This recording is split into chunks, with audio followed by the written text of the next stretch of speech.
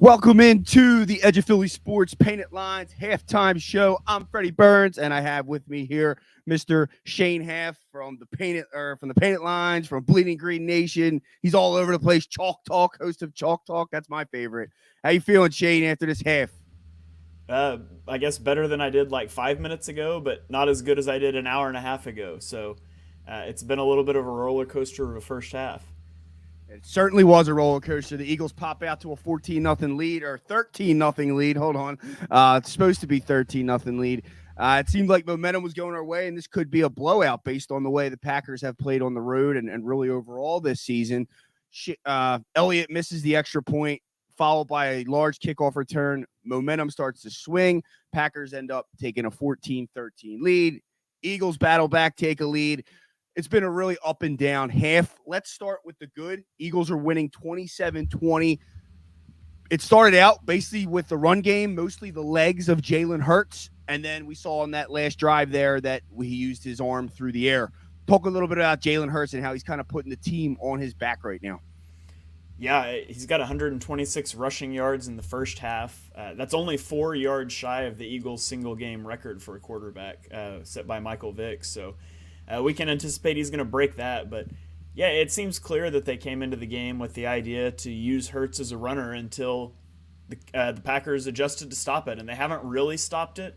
The best luck they had stopping it was really just blitzing it on, I think, the possession before the last, when they were able to get to Hurts on both second and third down. So outside of just miscues, the strange snap on the QB sneak that causes a non-conversion on fourth down, and then the A.J. Brown fumble, the offense has been rolling. But it feels like that's what we've been saying the last couple of weeks. Aside from the miscues, the offense has been good, and eventually the miscues have to stop, or the Eagles are going to that they shouldn't. And it could be tonight. They got to take care of business in the second half. No doubt about that. 103 of those yards came in the first quarter. As you said, the Packers have seemed to adjust, but now we're getting the ball through the air. The offensive line seems to had the one bad series, I guess, where when the Packers adjusted, Hurts got sacked. But the offensive line overall, I think, has been playing a good game tonight. Would you see anything with the O-line, good or bad? Yeah, I think they've been fine. Lane Johnson is having a pretty good game. Landon Dickerson, if you were picking a weak spot on the line tonight, it's Dickerson. Struggled a little bit the last couple of games, I think. So hopefully he gets going there. This is certainly the game to do it. The Packers don't have a great pass rush. They don't have a great run defense, especially with a lot of the injuries they have. So you would love to be able to just ride your offensive line down the field. Jalen Hurts is the MVP, right? Dives pops in. He's certainly playing like that tonight. He's putting on a show for everyone. So couldn't agree more there. A.J. Brown, I think actually Dives tweeted this. His first 51 games, he has 3 fumbles. He has 2 in the last 2 games. Is this just a freak thing, or are you starting to become concerned here? Because that turnover by him there was huge. Yeah, I mean, largely fumbles. There's a lot of luck elements that go into that. I mean, I don't know if he's not doing a good enough job securing the ball. Sometimes you do, and the ball just gets punched out. But it's 2 weeks in a row, and both times it was plays that were pretty well dead. He's trying to fight through contact, and the ball gets stripped out. So that's something that you need to see go away. A.J. Brown, you don't want him to be tentative after the catch. He's so good after the catch with the ball in his hands, but it's the second week in the row he's cost the Eagles in a big way with a fumble on a drive. It is, yep. Steve checks in. Why in the world are we hastening the second QB sneak when everyone knows what we're doing? I get it's on third down, but off the measurement, I don't get it at all. Well, Steve, they were like 18 for 21 or what it was, 18 for 20 on third and fourth down conversions using that sneak. I really think if they get the snap off correctly, I think it might have been a count issue too, because it looked like the rest of the offensive line didn't fire out. It was only Kelsey and Dickerson who fired out as well, and Hurts certainly wasn't ready for that ball. I think they get the first down if that snap, is correct. Yeah, something was off on third down too. I mean, they always have that guy behind pushing, and there was nobody behind Hurts on third down pushing. Quez Watkins just stood there, and a guy ends up coming off the edge grabbing Hurts. So presumably if he gets in the guy's way, you still probably get it. So I don't know if they went up tempo there on that third down and not everybody knew what they were doing. I don't really know, but it was a strange sequence. But they got the QB sneak mojo back. They convert on the last drive there, so we're back. I thought he almost broke that away for a touchdown. You see, he kept pushing the pile. Yeah. It looked like, and then he realized, oh, I might fumble here, and just fell. But I was like, oh my god! Like it kind of reminded me of that Wentz run with the against the Commanders the one time where he's in the pile and touched out. But we got that back going. Let's move to the bad.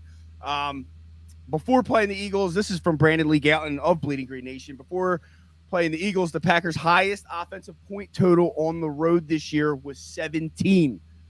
They had 20 points in this half with 7:41 to go. The run defense continues to be an issue.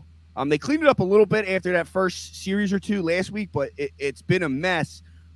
What are we doing here? I have not seen – they're still not running a 4-3, which I want to at least see, but I guess Nakobe Dean's not ready, and I think Davion Taylor's even first up as far as depth chart goes. What's going on here?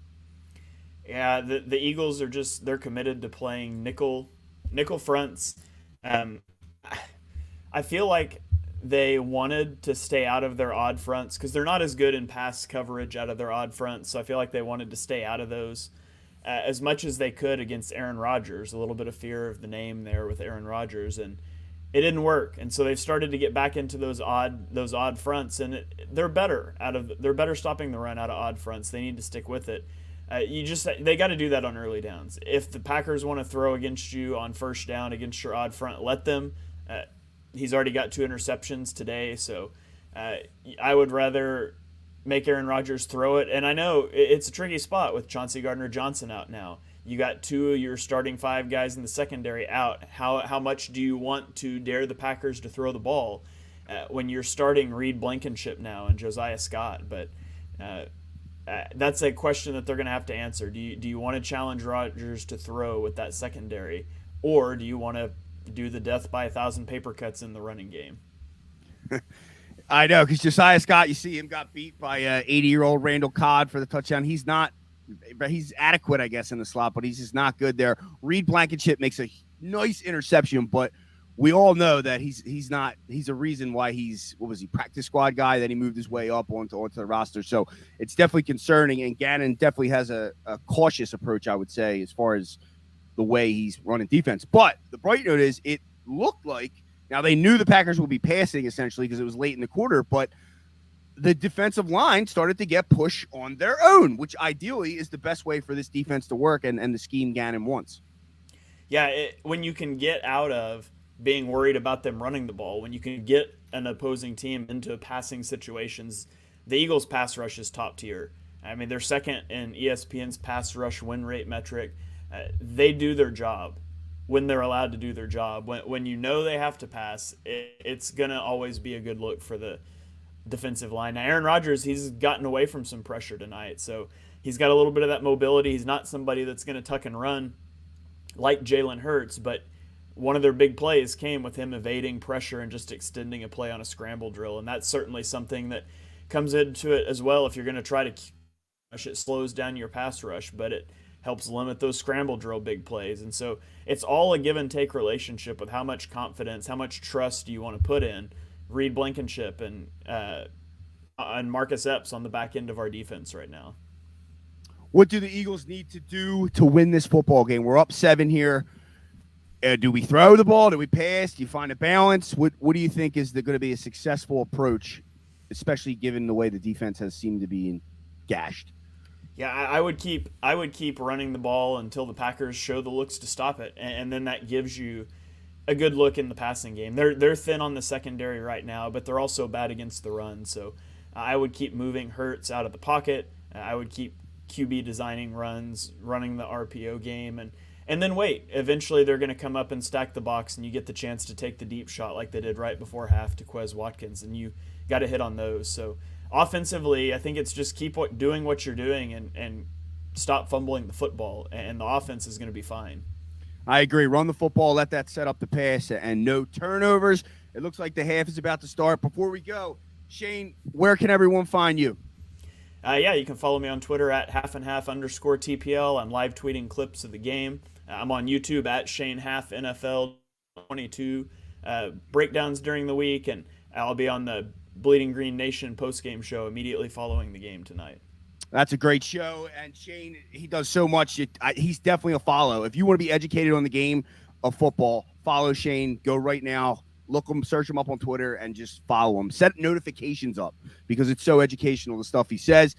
He has his own post-game show. We will also be back ourselves with the post-game show right after here on the Edge of Philly Sports and the Painted Lines Network. For Shane Half, I'm Freddie Burns.